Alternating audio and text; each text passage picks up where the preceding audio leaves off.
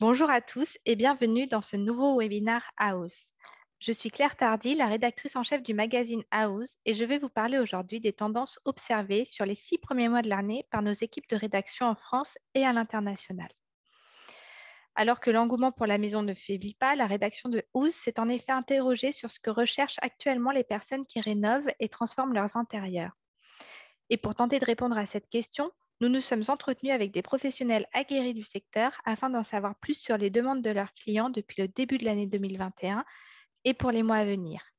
Puis nous avons croisé leurs réponses avec ce que nous observons près de notre propre communauté, au travers notamment des photos les plus sauvegardées dans des dossiers d'idées par les utilisateurs français de House, mais aussi des recherches les plus courantes effectuées sur les 6 premiers mois de l'année. Dans ce webinaire, nous allons donc partager avec vous les constats que nous avons réalisés à partir de ces éléments, mais nous allons aussi les comparer avec les tendances observées dans les nouvelles collections des grands éditeurs de meubles et de décoration à l'international, afin de donner un aperçu le plus large possible de ce qu'il se fait dans nos maisons. Avant de parler concrètement des tendances, j'aimerais que nous nous penchions d'abord sur un constat que font tous les professionnels avec lesquels nous nous sommes entretenus, à savoir l'évolution du profil de leurs clients, soit des personnes qui rénovent leur intérieur depuis le début de la pandémie.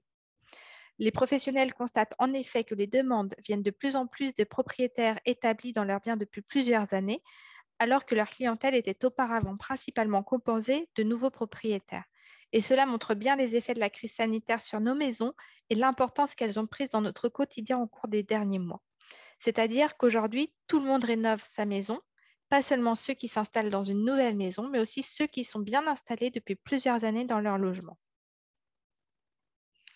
Pour en revenir aux tendances, il y en a vraiment une qui se démarque des autres et qui est vraiment, on dirait, le top one de la tendance.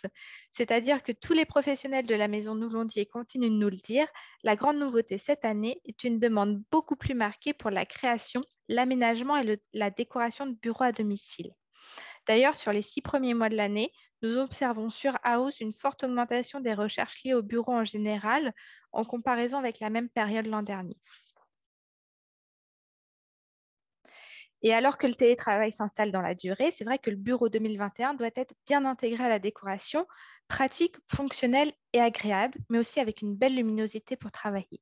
C'est plus un bureau d'appoint, mais c'est un bureau permanent. Et ce sont vraiment les points essentiels qui sont mis en avant par les professionnels, mais pas seulement. C'est parce que c'est aussi d'ailleurs là-dessus qu'ont travaillé les fabricants cette année. Et là, on le voit bien avec cet exemple de fauteuil de bureau pour Alki. Et si les styles et approches varient d'une marque à l'autre, du plus classique au plus contemporain et coloré, l'offre se veut aussi adaptée aux intérieurs pour que tables et bureaux et fauteuils se fondent dans notre quotidien, que ce soit au sein d'une bibliothèque comme ce motique des frères Bourlec pour Artec, ou encore avec carrément un isoloir comme ce modèle pour euh, Pedrali. L'aménagement du bureau, bien sûr, n'est pas la seule conséquence de la crise sanitaire sur nos logements. Les nouvelles délimitations et organisations des espaces s'installent aussi dans la durée.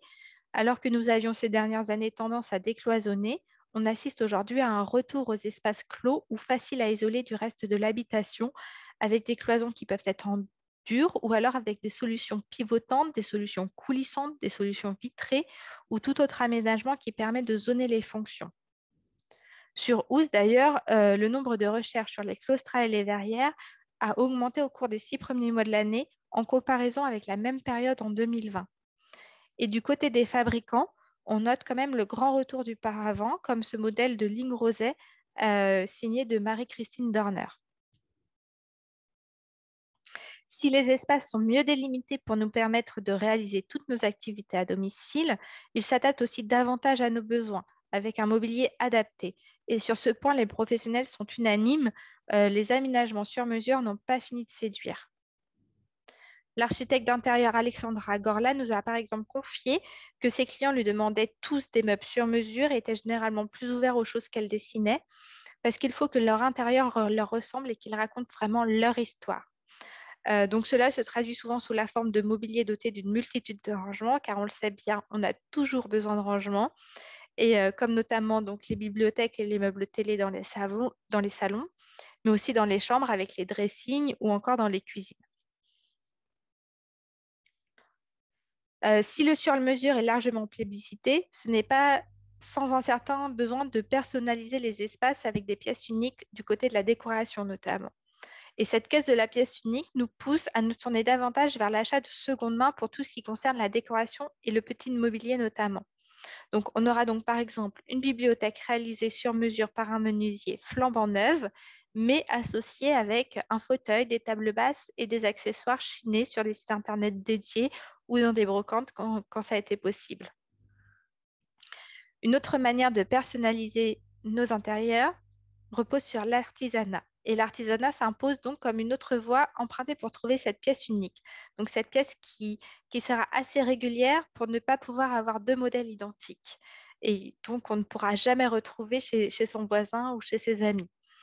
Et donc, cette volonté de se tourner de plus en plus vers l'artisanat, pour Marion Dubos, ça traduit quand même une certaine lassitude de la part des clients des pièces de la grande distribution. Et elle nous confie que les clients privilégient davantage des éléments de qualité tout en remettant donc l'artisanat en valeur. Côté nos fournisseurs, on remarque un effort aussi qui est réalisé pour proposer des choses plus personnalisables, pour proposer des styles taillés au goût des utilisateurs. Donc, on voit par exemple sur la photo la collection Alad de Alki qui montre des modèles différents dans leur forme, mais qui vont ensemble par leur couleur, mais aussi par leurs courbes et leurs lignes. Donc, ces modèles peuvent être donc associés selon le goût des acheteurs et on n'est pas obligé de faire la même association que les autres, donc on se démarque de cette manière. Juste au-dessus, on voit la collection Mixu pour Harper qui a été réalisée en collaboration avec Gensler.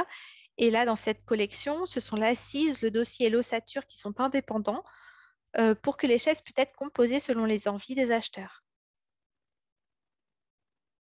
Parlons ensuite des couleurs. Donc, en termes de couleurs, on voit quand même que les couleurs publicitées traduisent un besoin de zen et de simplicité qui s'exprime notamment par l'utilisation de pastels. Les pastels sont vraiment leur grand retour cette année-là, en 2021, que ce soit les roses, les bleus, les verts ou les jaunes. Et les pros nous ont ainsi mentionné des teintes bien particulières comme le bleu grisé, les teintes galet, les verts céladon ou encore les rouges éteints. Euh, donc toujours des teintes qui restent très proches de la nature. Et cette liste apaisante est complétée avec évidemment toutes les teintes de vert qui restent encore très présentes, comme le vert sourd, le kaki, l'olive, les beiges, mais aussi les roses poudrées et les nudes. Et toujours pour parler des couleurs, à cette teinte pastel s'ajoute une palette de couleurs chaudes qui va de l'orange très pâle au rose layette en passant par le saumon, le cuivré, l'ocre ou encore le rose poudré. Et là, on a c'est toujours pour répondre à cette envie d'être au plus proche de la terre. Alors, on vous a cité des couleurs très reposantes, très douces, très pastel, mais il y a quand même une exception dans ces tendances avec le noir qui est très présent dans les collections des nouveaux éditeurs. Il y a certaines pièces qui revendiquent ce noir absolu et qui contrastent beaucoup avec les autres couleurs observées. Ensuite, il y a une notion dont on a vraiment parlé, dont on n'arrête pas de parler depuis le début de la pandémie, c'est bien le bien-être et ça s'accélère encore cette année. C'est-à-dire qu'on veut des intérieurs plus épurés, plus doux, qui favorisent notre bien-être et qui nous permettent de retourner vers l'essentiel. Donc tout ça, c'est des notions qui ne sont pas nouvelles, mais qu'on a vu arriver avec la pandémie. Et là, on remarque quand même vraiment une généralisation, c'est-à-dire que on ne parle plus de tendance maximaliste comme on aurait pu le faire il y a quelques années, mais on est vraiment retourné au minimalisme parce qu'on a besoin de respirer dans nos intérieurs, on a besoin d'une base épurée et ensuite on viendra la réchauffer par quelques accessoires et quelques éléments de décoration. Pour répondre à ce besoin de bien-être dans les intérieurs, les éditeurs, quant à eux, jouent avec les lignes. Donc, ils vont proposer des lignes très enveloppantes, très confortables, comme les formes d'œufs ou encore les angles arrondis. Et ainsi, les nouveaux canapés sont pensés comme des cocons et prennent parfois l'allure de méridienne, comme on peut notamment le voir avec les deux exemples à l'écran, donc le canapé Taru pour ligne rosée et ce modèle imaginé par Patricia Urquiola pour Moroso. Ensuite, s'il y a deux choses dont nous avons été privés pendant la pandémie et qui nous ont particulièrement manqué cette année aussi, c'est bien le voyage et la convivialité. Et cela se ressent aussi beaucoup dans la manière dont nous aménageons nos espaces et dans les demandes que les clients font aux professionnels cette année. Donc, les couleurs et les matières publicité ont bien sûr vocation à nous faire voyager, alors que nous avons été privés de déplacement pendant trop longtemps. Mais cela se traduit aussi par l'utilisation de matières spécifiques comme le béton ciré, le tas de lac, les éliges, les carreaux de ciment, au teint de pastel cette fois, le bois ou encore les matières naturelles comme l'osier et le canage, soit des matières qui nous font nous évader dans un autre environnement. Et à cela s'ajoutent aussi des textiles en toute légèreté comme la gaze de coton et le lin lavé, ou encore des objets en céramique et des objets en terre cuite. Comme autre différence, et que l'on peut voir sur les deux photos, ça va se passer au niveau des motifs sur les papiers peints. D'ailleurs, jusque-là, on s'était habitué au papier peint avec des motifs végétaux, mais là, on est vraiment sur des paysages, donc avec des grands panoramiques qui représentent des paysages dans des environnements de préférence naturelle, mais ça peut très bien être des paysages proches comme des paysages lointains. Et j'aime bien cette citation de la décoratrice Marion Dubos qui résume bien cette tendance liée au voyage, c'est-à-dire qu'elle nous dit la maison devient notre destination de vacances préférée.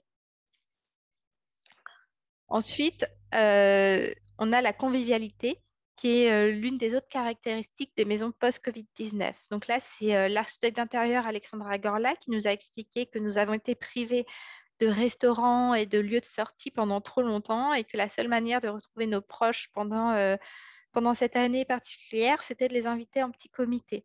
Donc, c'est vrai que les intérieurs se sont adaptés à cette nouvelle manière de recevoir, qui est peut-être aussi plus fréquente pour certaines. Et toujours selon l'architecte d'intérieur, cela se traduit par une plus forte demande pour des salles à manger extensibles, donc des salles à manger qui se déploient sur tous nos intérieurs quand on a des invités, mais qui disparaissent quand les invités sont partis pour qu'on puisse pleinement profiter de nos mètres carrés. Et cela aussi se traduit par l'intégration d'électroménagers de qualité dans les cuisines afin de bien cuisiner.